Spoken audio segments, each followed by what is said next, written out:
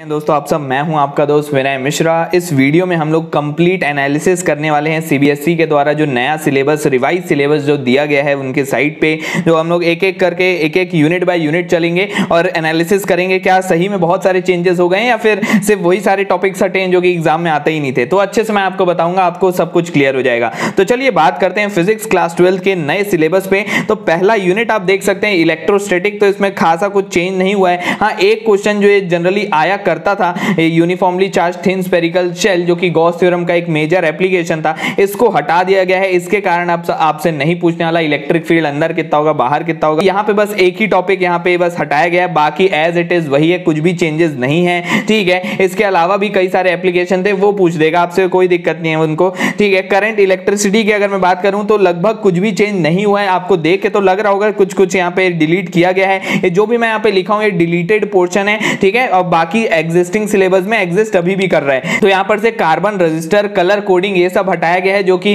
Generally नहीं आया करता है एग्जाम में, बहुत ही चिंटू मिंटू टॉपिक है। और सीरीज पैरेलल की बात करूं तो ये भी सीबीएसई बोर्ड एग्जाम में जनरली नहीं पूछता है। इससे काफी सारे अच्छे सारे क्वेश्चन बनते हैं, लेकिन एग्जाम में, सीबीएसई बोर्ड वाले एग्जाम में सीरीज पैरेलल के क्वेश्चन मैं जनरली नहीं देखता हूं। ठीक है, तो यहाँ पे भी आप मान लीजिए कि कोई भी चेंजेस नहीं हुए हैं। ठीक है, उसके बाद फिर आते हैं magnetic effect of electric current में। तो हाँ, यहाँ पे एक इंपॉर्टेंट टॉपिक को डिलीट कर दिया गया जो कि काफी आसान था, स्कोरिंग था, ये अब नहीं आएगा। साइक्लोट्रॉन टॉपिक, अब इसको आपको पढ़ने की जरूरत बिल्कुल नहीं है। अगला बात करते हैं मैग्नेटिज्म एंड मैटर से। तो हाँ, यहाँ पे चेंजेस हुए हैं। देखिए, ये थोड़ा चिंटू मिंटू चैप्टर था और काफी अजीब था और बोरिंग था, तो यहाँ पे काफी सारे चेंजेस ला दिए गए हैं। तो यहाँ पे magnetic field intensity due to a magnetic dipole along its axis perpendicular, ये सब कुछ हटा दिया गया है। पैरामैग्नेटिक, डायमैग्नेटिक, फेरोमैग्नेटिक सब्सटेंस के बारे में हर बार लगभग पूछता था, इस बार ये चीज हटा दिया गया है। और इलेक्ट्रोमैग्नेट्स और उसके इफेक्ट्स, उनका स्ट्रेंथ, ये सब परमानेंट मैग्नेट भी हटा दिया गया है। तो सर इसमें बचा क्या, इसमें आएगा क्या? तो इसमें सिर्फ और सिर्फ अर्थ का मैग्नेटिज्म, वो काफी इंपॉर्टेंट पॉइंट है। ससेप्टिबिलिटी हो गया, वो सब चीजें इस बार देखने को मिलेंगी हम लोग को। ठीक है, पैरामैग्नेटिक, डायमैग्नेटिक, फेरोमैग्नेटिक सब्सटेंस ही बस एक मेजर चेंज मेरे को यहाँ पे दिख रहा है। बाकी चीजें तो इतनी ज्यादा इंपॉर्टेंट नहीं थी, ज्यादातर नहीं पूछता था, बस एक ही इंपॉर्टेंट टॉपिक हटाया। बाकी अर्थ मैग्नेटिज्म बहुत इंपॉर्टेंट है, उसमें से कुछ भी नहीं हटाया। ठीक है, उसके बाद अगर मैं ईएमआई की बात करूं, इलेक्ट्रोमैग्नेटिक इंडक्शन में, तो यहां पे कोई भी चेंजेस नहीं हुए हैं। ठीक है, आप देख सकते हो। अगला अगर हम लोग देखें यूनिट नंबर 6, तो ये अल्टरनेटिंग करंट, तो यहां पर से पावर फैक्टर और वॉटलेस करंट यहां पर से रिमूव कर रहे हैं। लगभग एक नेग्लिजिबल चेंज है। जो मेन टॉपिक्स है एलसीआर सर्किट वगैरह, अभी भी वहीं से क्वेश्चन आएंगे। ट्रांसफार्मर, एसी जनरेटर, सब कुछ है अभी भी, तो इसमें से भी आप मान सकते हो लगभग कुछ भी नहीं बदला है। ठीक है, रे ऑप्टिक्स और ऑप्टिकल इंस्ट्रूमेंट्स में अगर मैं बात करूं, थोड़ा बहुत टॉपिक यहां पे हटा दिया गया है। रिफ्लेक्शन ऑफ लाइट, जो कि आप 10th क्लास में पढ़ते थे, वो वैसे भी जनरली बोर्ड एग्जाम में नहीं पूछता था। स्फेरिकल मिरर वगैरह, थोड़ा बहुत जो आपके जो 10th क्लास से रिलेटेड जो क्वेश्चन आते थे, वो अब नहीं आएंगे बिल्कुल।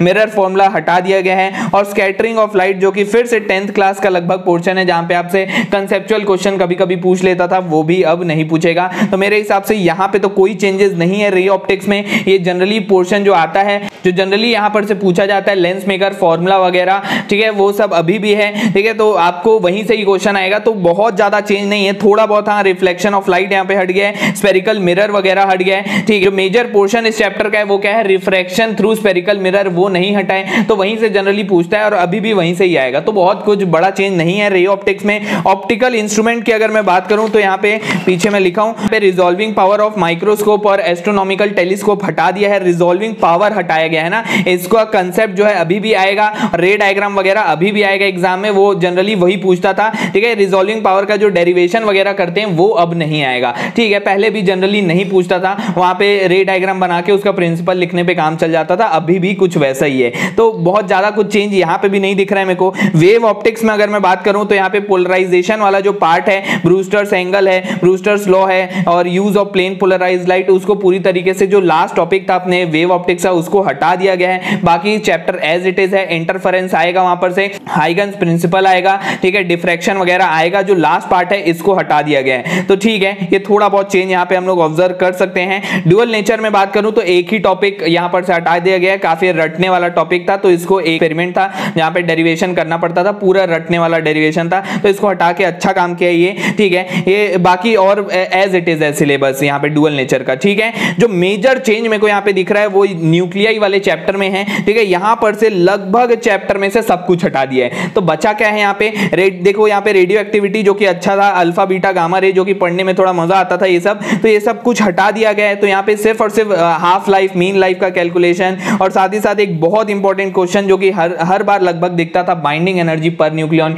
ये भी हटा दिया गया है। तो इस चैप्टर में आपसे मास डिफेक्ट के बारे में आप पूछेगा, आइंस्टाइन का मास डिफेक्ट और मास डिफेक्ट का कैलकुलेशन पूछ देगा, न्यूक्लियर फोर्स के कैरेक्टरिस्टिक वगैरह पूछेगा और इस चैप्टर में कुछ नहीं रह गया है। ठीक है, न्यूक्लियर फिजन, न्यूक्लियर फ्यूजन ये पूछ सकता है आपसे, तो इस चैप्टर में और कुछ नहीं रह गया है। ठीक है, और सेमीकंडक्टर की बात करूं तो सिर्फ जेनर डायोड को हटाया गया, बाकी एज इट इज है, बाकी हर चीज आएगा। ठीक है, तो आप देख सकते हो मेरे हिसाब से बहुत ज्यादा बड़ा चेंज नहीं है, जो बकवास टॉपिक थे और कहीं कहीं पे एक आध टॉपिक, और ये जो मेजर चेंज मेरे को यहाँ पे दिख रहा है न्यूक्लियाई में दिख रहा है, बाकी मेरे को इतना ज्यादा चेंज नहीं लगा है। फिजिक्स का सिलेबस अच्छा खासा है सिलेबस इस बार। ठीक है, आप इसमें आराम से स्कोर कर सकते हो अगर आप थोड़ा मेहनत अगर करें। इस सब्जेक्ट में बहुत ईजी है, इस बार जो अजीब टॉपिक है उसको हटा दिया गया है। 70 मार्क्स के पेपर में 65 प्लस स्कोर करना बहुत बड़ी बात नहीं होगी। ठीक है, तो इस वीडियो के लिए इतना ही रखता हूं, मिलता हूं अपने अगले वीडियो में। हम लोग एक एक चैप्टर बाय चैप्टर डिस्कशन करेंगे, हर एक टॉपिक का अपन जैसे वन शॉट रिवीजन करते थे वैसे ही करते जाएंगे, आपको बहुत मजा आएगा। इस वीडियो के लिए इतना ही रखता हूं, मिलता हूं अपने अगले वीडियो में। Thank you.